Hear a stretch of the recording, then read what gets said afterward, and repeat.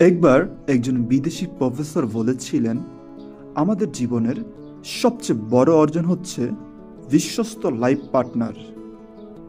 ভালো রেজাল্ট করলে, টাকা পয়সা হলে, গাড়ি বাড়ি করতে পারলে সেটাকে আমরা জীবনের সবচেয়ে বড় অর্জন মনে করি, সেলিব্রেট করি। অথচ জীবনের সবচেয়ে বড় অর্জন হচ্ছে ভালো একজন জীবনসঙ্গী। ভালো রেজাল্ট, টাকা পয়সার জন্য আমরা যেরকম মরিয়া হয়ে থাকি, তার চেয়ে বেশি মরিয়া হওয়া উচিত একজন ভালো জীবনসঙ্গী পাওয়ার জন্য।